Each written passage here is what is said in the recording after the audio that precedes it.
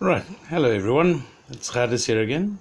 Um, I was just watching Andrew Clavin's podcast on the Daily Wire, and he was answering the question. Well, not really answering it, but he gets asked the question a lot.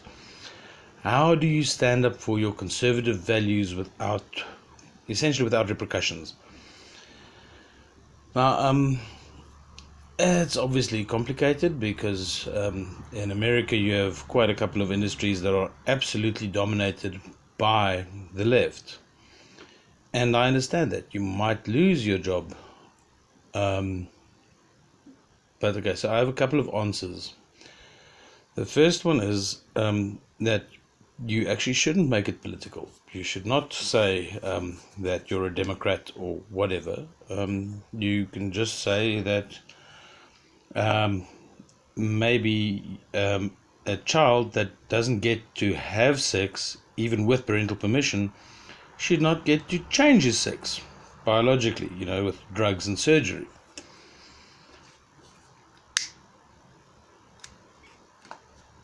Now, to me, that's not a controversial stance, but I understand that to some people it is. The point is, as soon as you make it a political stance, then you're being silly. So, saying that reparations for slavery, for instance, is stupid. If you say that, then you may step on toes, and that is literally the way I would say it. But if you were to make the argument rather, okay, who would get reparations and who would pay reparations, then the answer would be government will pay reparations. Okay, then who pays government to have money to pay reparations?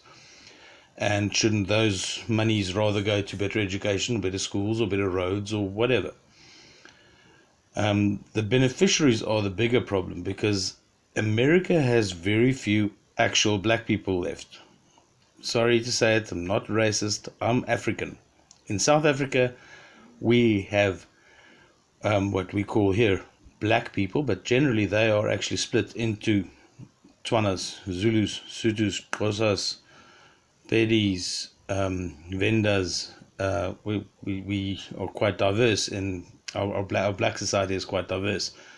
I know that sounds strange to Americans. But, okay, so most American black people, like Obama, would not be called black in South Africa, it'd be called colored. But it has a completely different connotation in a South African context. Colored in South Africa is a race, what Americans would sometimes call mixed race. But anyway, so the reparations, it's not unlikely that a black person's ancestors would be a slave holder on the one side and a slave on the other. And then there are a lot of people that have come to America after slavery stopped. So if you make the argument logically instead of politically, I think then you can get away with it. Now, I really don't see why you need to. Americans are as bad as two South African political parties. I voted for a party called COPE in the previous election.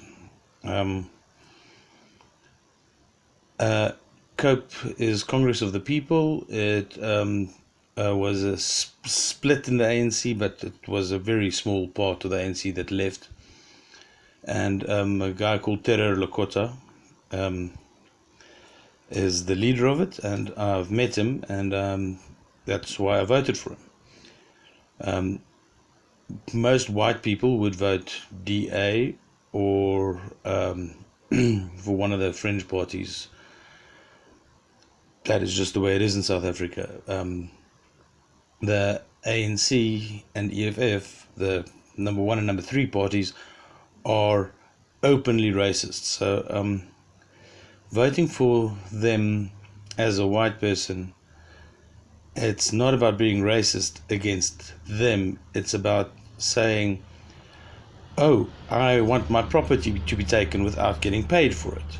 That's literally the policy that both of those are propagating. Now, in America, you have contested elections. And by contested, I don't mean just democratic, I mean that there's an actual contest.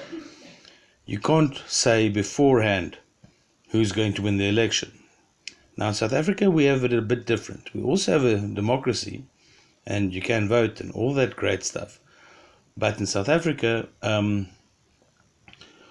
I can tell you right now, we have municipal elections coming up next year. Western Cape will go DA. Johannesburg and Pretoria, they're actually contested elections. But in a national election, nobody doubts that the ANC is going to win. They only doubt by how much. Nobody doubts that the EFF is going to get votes. They wonder how many. The EFF might get 10% of the vote. The DA is pushing for 30% of the vote, which is very unlikely in the next national elections. So, COVID and recession may harm the ANC. I really, really fervently hope it will. Point is, in South Africa, we don't really have contested elections, so we can literally say that in South Africa, at least 60%, probably no, at least 70% of our population is very left-leaning. You have no idea what left-leaning is in America. Expropriating property without compensation, national health insurance, broad-based black economic empowerment. Those are things that your left can't even really reach for yet. So in South Africa, that's mainstream. That is the governing party and the third strongest party. So in America, having a 50-50 split, there is no way that everybody is left-leaning. They're just more vocal. So you wondering how I can admit to being a Republican is stupid as fuck. The only reason that you don't have any power as a Republican is because the Republicans shut up. It's that simple. Apartheid would potentially have ended much earlier in South Africa if it was actually worse. If people had... Okay, no, that's unfair. But it would have ended earlier, potentially, if more people had the guts to say no. And that's where the Republicans are currently. You guys need to actually say, I'm Republican, I have my opinions, I'm allowed to have my opinions. And you know what? If you say that to a room of 10 people, then the chances are that 4 of them are going to agree with you and 5 are going to disagree with you. So stop asking the question, how can I do this without risking my job? It's a 50-50 chance that your boss is Republican. He's just not as vocal about it. So don't make every argument political, but don't be shy about your affiliation. Okay, that's all I have to say, and I'm sorry that I'm a South African commenting on America, but you guys seem to comment on the rest of the world with pretty much not just authority, but you do that as well, but with force. So yeah, we actually, the rest of the world, we do have a right to talk about you, especially when you guys are being dumbasses.